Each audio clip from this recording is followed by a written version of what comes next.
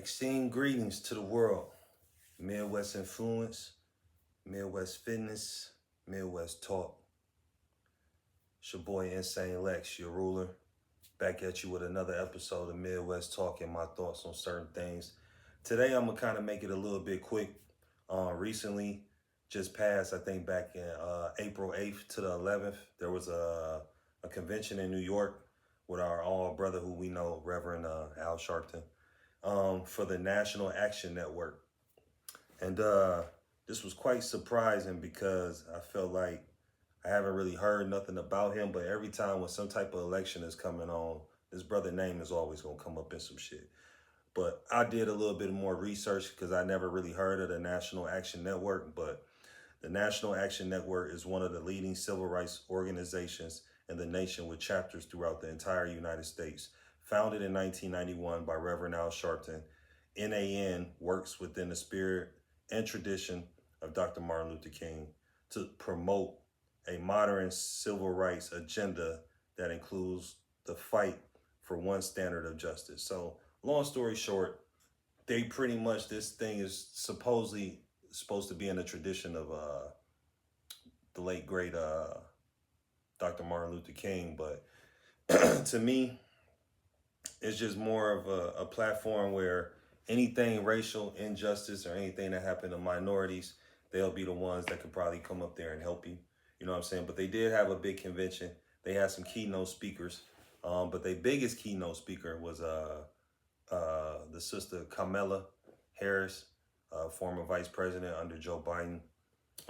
Yeah, that was the biggest speaker that they really had. They had other stuff though too, but they had other speakers too. But I mean, some of them speakers I've really kind of known probably on TV, but I really didn't know too much about. But the whole big thing about her talking on there was pretty much, she was pretty much trying to go at Trump and say everything what Trump is doing is messing up the world as we see it and messing up the government. So, I mean, one of the biggest things that she was talking about was that Trump is fucking up the relations with other countries, you know what I'm saying?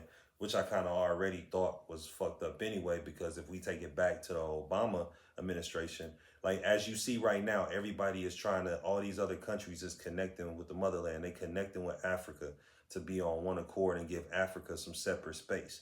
But Africa wasn't going to get that separate space until Queen Elizabeth passed away. And now they got some of their own territories, and now they can kind of decide what they want to do with their land. But the other countries like Russia, China, all this is already dipping in to Africa to see what they can get. While the Obama administration was trying to push gay marriage and homosexual things over there, they wasn't riding with that. So at the same time, he started sanctioning some of them and started putting them in a bad position. But that's a whole nother story. But anyway, Carmela was on there. She talked about how Trump is doing this, messing up relationships with other countries. And then there was another thing that she brought up, that he cut USAID. And USAID, when I did my research, is a funded aid and assistance program to other countries in need for like disease, famine, starve, or pretty much most of your countries that's probably run by a regime and they try to pretty much just taking control of the country, or they starving they people out. You know, this ain't nothing new. Y'all see this on the news all the time when they talking about it. But she really was going off on talking about like he cut that, so that gave other countries the possibility to fill that void when they need. But think about it though. Any other country that's trying to just go help another country with all this and that, yeah, I'm gonna scratch your back, but I need you to scratch mine as well. And that's how politics to me is, just like the streets in a way. You know what I mean? There's no free gimmies. There's no free giveaways. There's no excuses. So then at the same time though, cutting that aid gave other countries and other opportunities, because when you give an aid to a country and you're saying, I scratch my back, you scratch my back, I scratch yours, then you can proceed to put some influence on that country, where you can put your dominance influence where they're always going to need you, or they're always going to be in your back pocket for whatever that country might need, or anything that comes close to that. So I understood what she was saying on that void, but then at the same time though, I will say Trump has been more for as far as conservatives, as far as like getting rid of all the illegals and this and that. It's a real political war right now. You know what I'm saying? I'm not Democrat or Republican. I just pick certain things that I like and that I can relate to and have an understanding of, and to see what these politicians is doing. If you're not getting out there to go vote, then you really don't have shit to talk about, or you shouldn't really be paying this no attention. But at the same time, though, with social media and a lot of the platforms that's out here that's actually talking about that, I do think our people need to pay more attention to what's going on. And then also, she really, you know what I'm saying, other problems that she had with Trump was, you know, everybody knows we had to get a second ID or get a star on an ID to prove that we was actually born in America. I mean, if you got your shit together and you could just, I mean, it wasn't really nothing. I ain't really see no problem with that. You know what I'm saying? I mean, all I had to do was just take my birth certificate to the DMV and just prove that I was born here in the US and get another ID. I didn't really see no problem with it. You know what I'm saying? Some people seen problems with it, but at the same time, if so many people was complaining about all these immigrants that Biden and them and that demonstration that they let in, and he's trying to clean it up a little bit, I didn't see no real big problem in proving if you was born here or not. Call me, you know what I'm saying, what you want to call me, but I didn't see no issue in that. It was easy. If you a grown adult, you can get that information and just handle it. That's just like niggas out here will show a wad of cash, but they won't take none of that money to actually pay and get their license back. Or they won't take none of that money to pay and get some insurance on their car. I didn't really see no problem with that. Then she called him out for like just racist laws who prevents others from, you know, voting. You know, a lot of the stuff she was saying, like I mean, it was more like he's chin checking the people to see who's real and who should be here and who shouldn't be. You know what I mean? I don't have no problem with Mexicans. I don't have no problem with nobody. You know what I mean? But at the same time, though, if they're coming over here and just being on bullshit, then I mean, if they not from here, then I mean, shit, send them back. You know what I mean? I even seen where I'm at, where a lot of Mexicans who probably was born and raised here was getting tired of seeing their own just come over here and not be up on shit. You know what I mean? So how are you going to bring all these immigrants in? And this goes back to Republican or Democrat. The Democrats was the strongest ones that was bringing all these immigrants in, but hardworking people that's already over here, we couldn't get no benefit. I mean, they were giving immigrants in free housing, free food, all you can think of, when we got to pay so much for groceries, house taxes and all this and that, and they able just to get a free program just from coming over here. And then think about it. The real problem that I got with a lot of Democrats, if you really think about it, everywhere they sent them immigrants, pretty much there was a black mayor. Some of the major cities where they sent them immigrants, it was a black mayor. Like what they did in Chicago, that was just bogus. They was just opening up abandoned apartment buildings and this and that, and just letting them stay there rent free, giving them food, this and that. You know what I mean? The only problem I really have with the Democrats is I'm tired. I think a lot of black people are just tired of the propaganda. Now, there was another brother that got up at this convention and actually asked a question about how many people were 35 and younger. And there was only 4 people there that was of that age. And I gotta say, the brother had a valid point with what he was talking about, because he like, how are y'all gonna want change and y'all don't even have the younger generation in here to even get anything moving? You need the younger generation right now. A lot of them older ones are just going, they're gonna follow Al Sharpton until he take his last breath.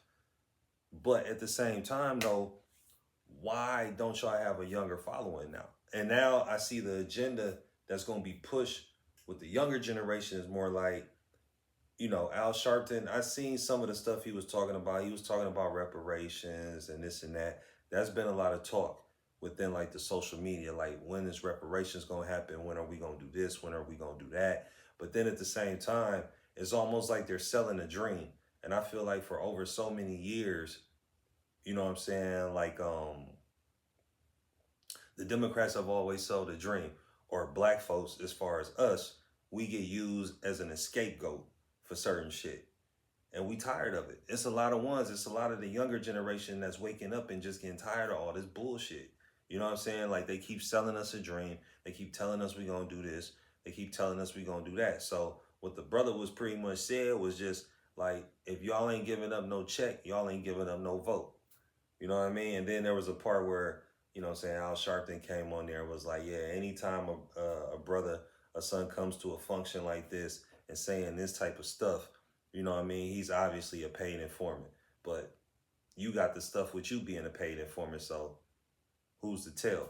But I mean, the biggest thing I took from that interview with Camilla was just, you know, just listening to her, just because you got to think the agenda that she pushed. I remember back in 2020, she was asked about reparations, and she pretty much just said, "No, I'm not gonna do nothing specifically for blacks. I will put something in play as far as I think like the Life Act that'll benefit everybody." Why is it that us as black people have to always be considered with everybody? Why can't we just be considered separate? The Native Americans was considered separate. The Italians, the Irish, and all these other different ethnic groups, Asians and this and that, they're more given separate entities on what they might deserve from this country. But with us, it's always got to be, no, we want to give y'all something, but it's going to benefit all of y'all. Why can't we just get something? We the ones who built this country. But then at the same time, we can't even get reparations that really was owed because, like, I have something on my shorts where I posted. I've been listening to a lot of the last speeches from Dr. Martin Luther King, and even from his speeches, you could pretty much tell like he lost hope. You know what I'm saying? He's seen what it was. He's seen what America was trying to do to us, and he's seen that it really just wasn't going to be no change at all. So for Carmella to still say that as far as reparations, and now she thinking about rerunning, all she gonna do is put more money up and try to feed y'all with this what'd she say, transgression or trans? She wants everybody to be more open-minded about voting now, as far as like what they're voting for. You know what I mean? So she's definitely learned from her mistakes. I mean, come on now, for a convention party, you got twerkers up there. So it looked like all you was aiming for to get your votes was either black women and the LGBTQ community. And I've been noticing for the last couple of years, even Obama, it seemed like they just been really, really pushing this gay agenda, this homosexual agenda on everything. You know what I mean? So, you know, the interview was decent. I pretty much wasn't sold, but Carmella is pretty much going to keep trying to sell y'all more and more dreams, you know what I'm saying? With her getting backed by Al Sharpton. But do I really see this really going anywhere? I really don't. You know what I mean? Like, for the young brother, you know what I'm saying, that got up there and said that interesting fact, I do think this election is going to be more about what we can get and the turnout. Because you got to think about it. When Camilla was running for president, all they kept saying was like, we need black men. They kept pointing the finger at us for some weird ass reason. Like, we need black men to vote. We need black men to vote. But it's so much different